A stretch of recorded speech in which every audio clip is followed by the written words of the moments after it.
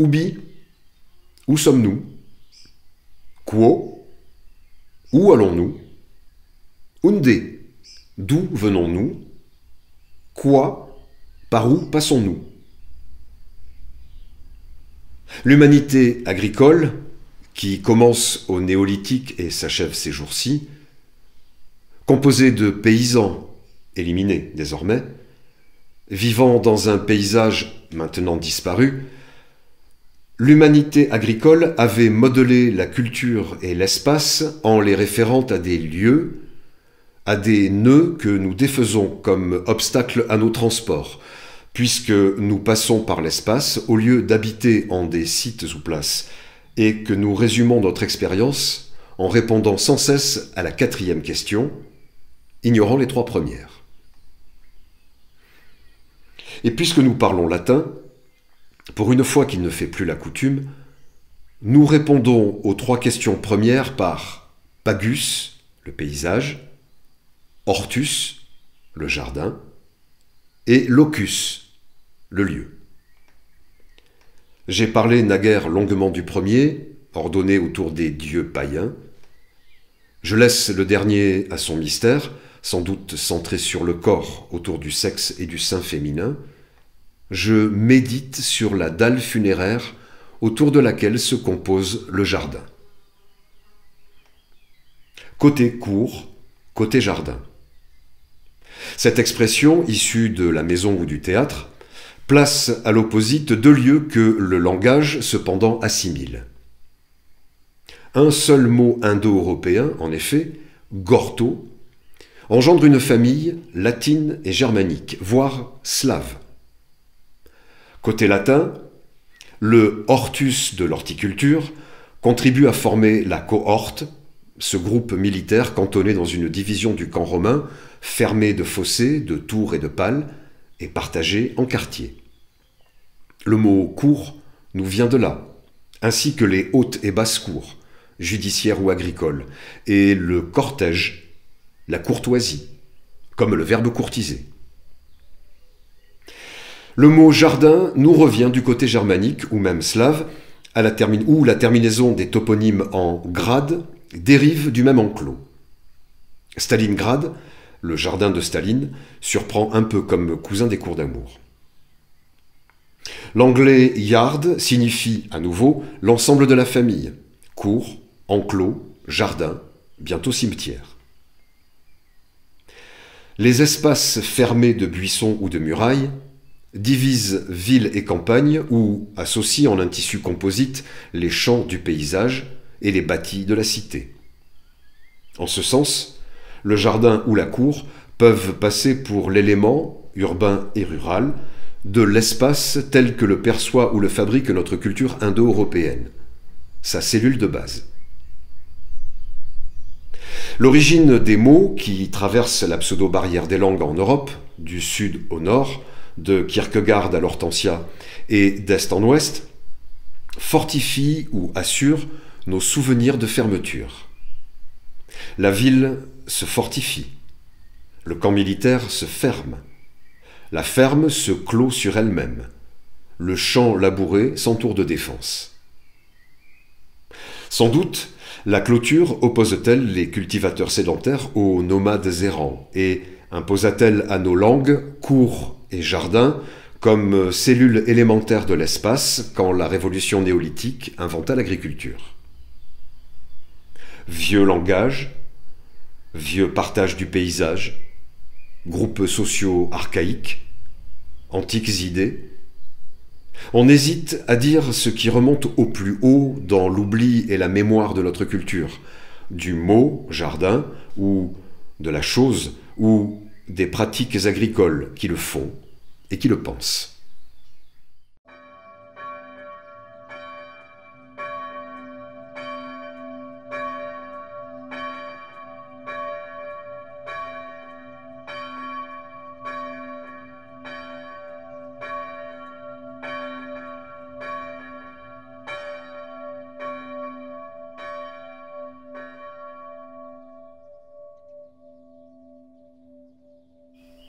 C'est le moment crépusculaire.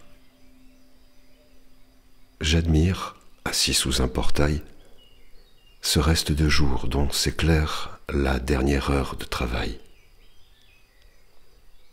Dans les terres de nuit baignées, je contemple, ému, les haillons d'un vieillard qui jette à poignée la moisson future au sillon. Sa haute silhouette noire domine les profonds labours. On sent à quel point il doit croire à la fuite utile des jours. Il marche dans la plaine immense, va, vient, lance la graine au loin, rouvre sa main et recommence. Et je médite, obscur témoin, pendant que, déployant ses voiles, l'ombre, où se mêle une rumeur, semble élargir jusqu'aux étoiles le geste auguste du semeur. Les livres de jardin ne parlent pas des animaux en liberté, sauf pour expliquer comment lutter contre eux. Dans le jardin de mon enfance, il fallait se plier aux règles, suivre sans discussion les ordres commerciaux. Nous devions enfumer, pulvériser, brûler, désherber, traiter de toutes les manières la nature rebelle, désastreusement inventive. J'avais appris à intimider les taupes à l'aide de bouteilles à cul cassé, enfoncées dans le sol, goulot au vent, de façon à produire des sons faisant fuir l'animal. La pelouse hérissée, devenue terrain miné, occasionna quelques accidents. Elle attira surtout les sarcasmes des admirateurs de Green, qui voyaient dans ce chef-d'œuvre une piètre déclinaison de l'arte povera. On disposait aussi quelques tessons de verre aux bons endroits que la taupe, habile en contournement, évitait. Hémophile censée périr à la moindre coupure, elle devait ne pas en réchapper. Nous n'avons jamais retrouvé le cadavre d'une taupe exsangue. Les bris de verre, eux, remontaient à la surface, émaillant l'herbe de couleurs scintillantes. La technique du tuyau d'arrosage, dispendieuse en eau, montre ses limites à celui qui espère noyer de cette façon les animaux souterrains. Quelques résurgences éloignées du trou inondé révèlent assez vite les capacités viaires du réseau, immenses, désespérantes. Dans le jardin de mon père, les fusées fumigènes fonctionnèrent une seule fois. Une rumeur courait. La fumée, apparentée au gaz moutarde, aurait conduit 2 jardiniers incendiaires à l'hôpital de Guéret. Après avoir expérimenté les appâts les plus divers, dont le ver de terre en kit, d'un gris brunâtre peu appétissant, tout droit sorti d'un tube dentifrice qu'il fallait presser en prenant garde de ne pas toucher le produit avec les doigts, l'odeur humaine, disait-on, avec des mines entendues, nous étions convenus que seuls les poisons sérieux, attestés par les grands empoisonneurs de l'histoire, nous permettraient d'atteindre le but, exterminer les taupes. L'assassinat des taupes à la strychnine demande expérience et patience. Nous procédions aux cérémonies avec la plus grande rigueur. Pour tuer les taupes, d'abord, tuer les vers. Les vers capturés mouraient emmêlés, se tordant de douleur. Qui a procédé à ce double meurtre sait combien cela occupe le temps et l'esprit, plongeant le jardinier dans le doute. Si on était taupe, on ne voudrait à aucun prix de ce gel rouge et bleu de vers inanimés. Qu'allait-il se passer ? Toutes ces expériences conduisaient à une diminution temporaire du nombre de taupinières sur la pelouse, vers le milieu de l'été, sans qu'il soit jamais possible de déterminer si cela était dû à nos efforts ou à la sécheresse. L'animal, en saison chaude, approfondit ses galeries et s'éloigne vers les bois et les fonds humides où il trouve sa nourriture. Quoi qu'il en soit, nous entretenions avec la taupe une relation quotidienne qui nous liait à elle de façon intime. Aussi, Lorsqu'il nous arrivait, par malheur, d'en capturer une, nous étions émus, abasourdis d'une si prégnante victoire et comme désolés de constater que l'animal ne bougeait plus. Il demeure en nous quelque chose du chat jouant avec la souris tant que la souris vit. Impossible de faire le tour de la question taupière tant il existe de produits et de méthodes à disposition. Une dernière, cependant, pour achever ce parcours. Le fusil de chasse. Aux heures dites, le matin, le midi et le soir, se tenir prêt à tirer dans la taupinière ou à côté, peu importe. La déflagration provoque un arrêt du cœur de l'animal. Parfois aussi du chasseur. J'ai assisté à ce spectacle. Un jardinier militaire sautant par la fenêtre de la cuisine, arme à la main, il avait vu bouger la terre. Pour la protection du blé au stade dernière feuille étalée, les fongicides à base de xémium sont ceux qui apportent la meilleure rentabilité, quel que soit le complexe maladie. Ils s'appellent Adexar, Ceriax, Voxan et Librax et ont un point commun, ils contiennent tous du xémium, la substance active fongicide aujourd'hui une des plus performantes du marché. Grâce à leurs propriétés uniques, les spécialités à base de xémium, nom d'usage de la substance active fluxapyroxade, permettent de renforcer les bénéfices de l'application fongicide réalisée au stade de dernière feuille étalée du blé. Quel que soit le complexe maladie présent, septoriose ou rouille, et quel que soit le type de programme, en 1, 2 ou 3 traitements, les fongicides à base de xémium apportent un gain supérieur de 60 € par hectare par rapport aux autres fongicides à base de SDHI et de 100 € par hectare comparé à une spécialité triazole-strobilurine. Qu'est-ce qui explique ce très haut niveau de performance de xémium? Par rapport aux autres fongicides, xémium a la particularité de bénéficier d'une action à la fois préventive et curative.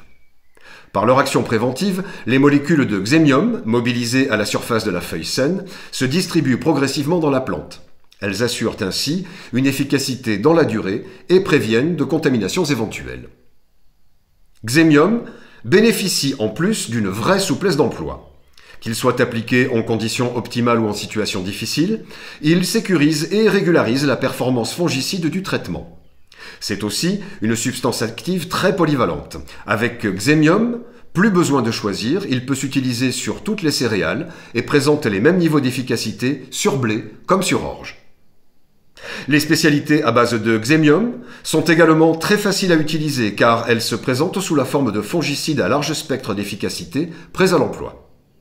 BASF propose à sa gamme 4 spécialités où xémium est associé aux triazoles les plus efficaces contre le complexe septoriose rouille, aux époxyconazoles et metconazole et à la strobilurine de référence sur les blés et les orges. Avant toute utilisation, assurez-vous que celle-ci est indispensable. Privilégiez chaque fois que possible les méthodes alternatives et les produits présentant le risque le plus faible pour la santé humaine et animale et pour l'environnement, conformément au principe de la protection intégrée. Consultez http://agriculture.gouv.fr/ecophyto. Produits pour les professionnels.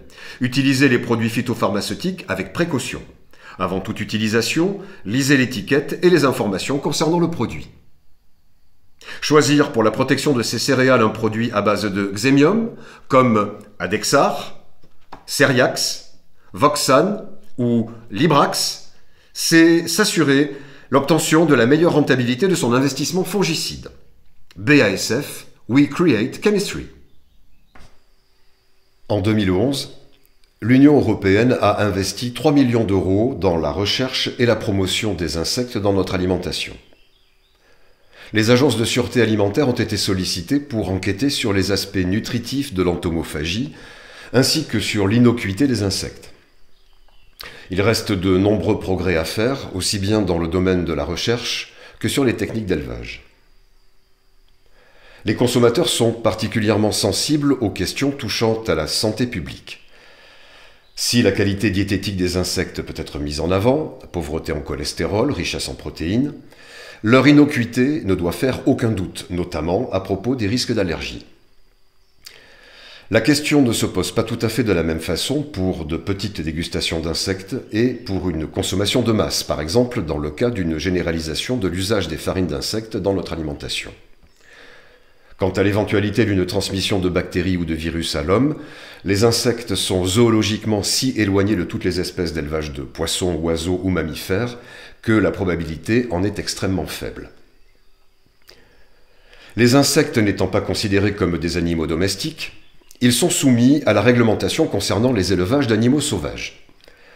Comme les parcs zoologiques, les élevages doivent obtenir un certificat de capacité pour les insectes, mais ce certificat n'autorise que leur maintien en captivité. Il ne donne pas le droit de les vendre et encore moins de les faire entrer dans les circuits réservés à l'alimentation humaine, directe ou indirecte. En principe, les insectes ne peuvent pas être vendus comme aliments. Ils ne doivent pas non plus être intégrés aux aliments destinés à nourrir des animaux d'élevage qui seront eux-mêmes consommés. Aux États-Unis, il n'existe pas de principe de précaution pour les aliments. Leur production est libre jusqu'à apparition éventuelle d'un problème. En Europe, une entreprise qui souhaite vendre un nouvel aliment doit établir un dossier Novel Food. C'est ainsi qu'on nomme les aliments ou les ingrédients qui n'étaient pas consommés avant 1997. Il s'agit, par exemple, de produits issus de la recherche agroalimentaire qui n'existaient pas du tout avant cette date, ou bien d'aliments déjà existants dans d'autres pays, mais qui n'avaient jamais été importés. Cela peut concerner aussi bien la pulpe déshydratée du fruit de baobab que la gamma-cyclodextrine ou les insectes. Les novel foods sont définis dans le règlement européen CE numéro 258/97 en cours de révision. C'est un régime d'autorisation préalable, en principe destiné à protéger les consommateurs, soit contre la toxicité éventuelle des nouveautés, soit contre les déséquilibres nutritionnels qu'ils pourraient provoquer. Cependant, si l'entreprise parvient à prouver qu'il existe une consommation historique, cela vaut démonstration de sécurité. Dans le cas des insectes, il n'existe pas de tradition réellement documentée depuis au moins un siècle. Malgré le flou qui entoure leur commercialisation, on trouve sur Internet ou dans les boutiques des insectes séchés produits en Europe ou importés d'Amérique ou d'Asie. Leur vente est en principe illégale, mais les gouvernements ferment les yeux, en Grande-Bretagne, en France, aux Pays-Bas. Cependant, au moindre incident, tout peut être bloqué. Actuellement, rien ne garantit la qualité des produits importés, pas plus leur origine que les techniques employées pour leur conditionnement. Tout cela est un peu inquiétant pour les entreprises qui cherchent à se lancer dans ce domaine et qui craignent que l'ensemble de la filière naissante ne subisse les conséquences d'un incident plus ou moins grave impliquant des insectes. En principe, l'Europe devrait bientôt prendre position sur le sujet, mais le traitement des dossiers Novel Food demande plusieurs années. Et il existe toujours la possibilité que la Commission interdise cette nouveauté alimentaire. Cela explique la prudence des entreprises intéressées, les anciennes comme les toutes nouvelles. Dans plusieurs pays, on assiste en effet aujourd'hui à une vague de création de starters dans tous les domaines de la production et de la commercialisation des insectes.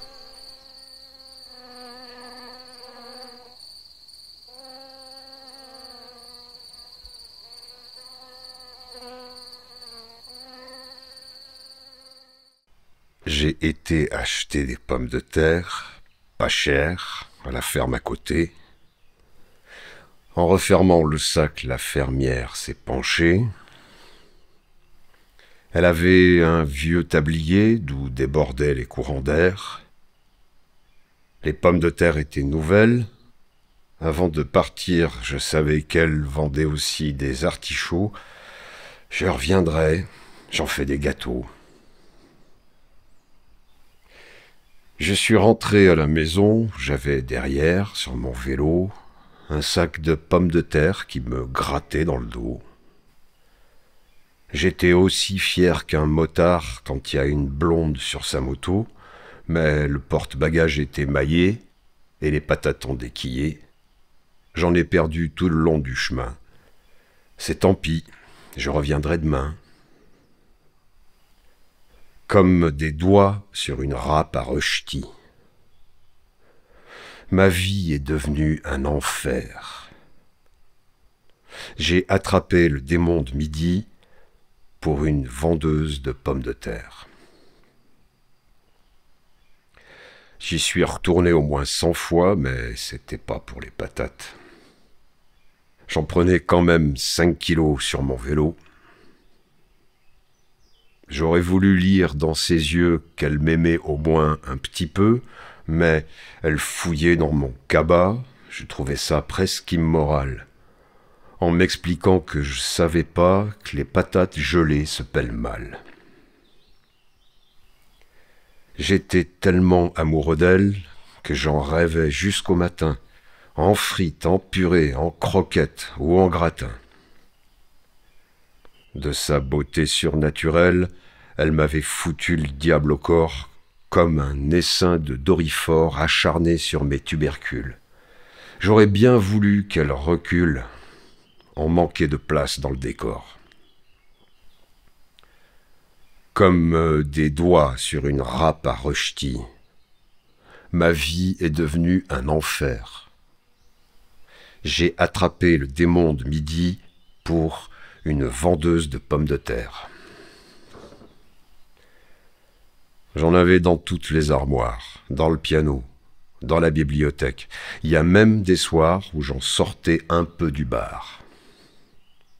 J'ai tout fait dans Betty Bossy, tout ce qu'on peut faire avec des patates, mais elle m'a écœuré du pain et le boulanger me fait la gueule. Et le soir, quand je suis tout seul, je compte combien que les frites ont de coin. Elle a trouvé par Internet un trafiquant de chips en gros qui achète toute sa production, il n'y a jamais trop. Alors, comme elle a fait fortune, elle est partie avec ce gars au pays de la tortilla en me laissant ses champs de légumes. Je fais des fleurs ou du tabac, seulement rien que des trucs qui se mangent pas. Comme des doigts sur une râpe à rechtis, ma vie était un enfer. J'avais le démon de midi pour une vendeuse de pommes de terre. Comme une vie sur une râpe à rechtis, mes doigts vont bien, elle est partie. Ce soir, je mange des nouilles au beurre, des légumes et du poulet grillé. Regardé sous l'angle du territoire de vie, le jardin s'oppose à l'aménagement. La vie n'est pas aménageable, elle est. L'aménagement, dans ses figures les plus douces, se traduit par un bouleversement des échanges au sein de l'écosystème. Dans ses figures les plus dures, il les détruit. De façon contradictoire, le jardin est à la fois un lieu d'accueil de la diversité et un lieu d'excellence de l'aménagement. La conscience des périls qui menacent la vie, les mécaniques vitales et les substrats biologiques, amène à reconsidérer l'aménagement du jardin. Non au privilège de l'esthétique rayonnante, de l'aménité urbaine, de la seule harmonie des formes et des couleurs, mais au privilège des conditions de milieu favorisant la diversité de la vie. La performance du paysagiste consiste alors à organiser l'espace selon des règles esthétiques venues de son choix et de son talent, en les pliant aux exigences techniques commandées par les équilibres biologiques. L'exercice vise à l'économie. Il s'accommode des conditions naturelles, exploite les matériaux locaux, réduit les transports et les dépenses d'énergie, inventorie toutes les manières d'utiliser l'eau avec discrétion, cherche le sens direct et simple du terrain, s'oppose au geste architectural venu en balafre dans le seul but de se montrer. Peut-on encore rêver en un lieu si sage ? Aux étudiants à l'écoute, je dis « les contraintes n'évacuent pas le rêve. Parfois, même, le nourrissent, lui donnent une imprévisible consistance. » Dans ce registre, celui de l'économie, donc de l'écologie, termes en correspondance, tout est à inventer. C'est bien au cœur de cette question que se situe le projet de société future. Projet politique, économique et social, dont une part revient aux concepteurs sollicités sur le terrain pour imaginer un aménagement, un jardin appropriée au futur. L'Europe tarde à s'orienter sur cette voie. La France, surtout. La traversée de l'Hexagone en août se heurte à 1000 festivals qui rivalisent de nostalgie. Vieilles voitures, danses folkloriques, chansons anciennes, fêtes médiévales, villages gaulois, tout y passe. C'était mieux avant. Le moindre bourg possède un musée. Poupées, sucre d'orge, dentelles, les respectables vieilleries comblent le vide prospectif dans lequel se trouve la société en panne. Inquiète face au devenir, elle concentre son regard sur l'hypnotique patrimoine de Pater, le père, celui qui protège en patois la famille désunie, règle les comptes et prend les décisions patriotiques. Progressivement, sans publicité, le jardin modifie son écriture, son aspect et sa philosophie. Anticipant les décisions auxquelles devront forcément s'atteler les gestionnaires de la planète, il propose, à son échelle, des exemples simples, démonstratifs et bien résolus. Désormais, les paysagistes orientent l'aménagement en ajoutant à la fonction éternelle du jardin, paradis réservé aux seuls occupants de l'enclos, une fonction écologique aux conséquences partagées au-dedans, mais aussi au-dehors de l'enclos. Ici disparaît l'opposition d'usage privé-public. Les fluides ignorent les limites cadastrales. Pour un oiseau, la clôture est d'abord un perchoir. Le vent traverse les haies. L'écosystème n'appartient à personne. Il se présente à l'usage de tous et de chacun.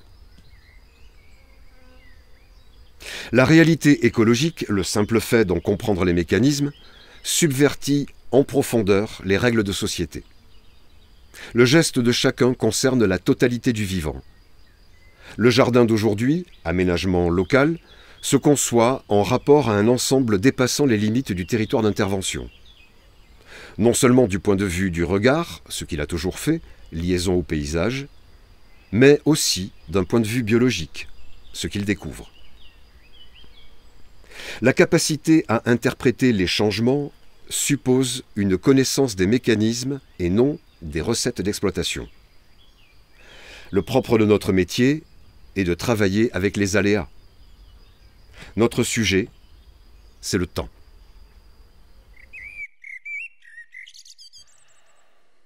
Les pissenlits, qu'est-ce que c'est bon, avec des œufs mollets et des petits lardons. C'est l'un de ces instants merveilleux qui font douter de la non-existence de Dieu.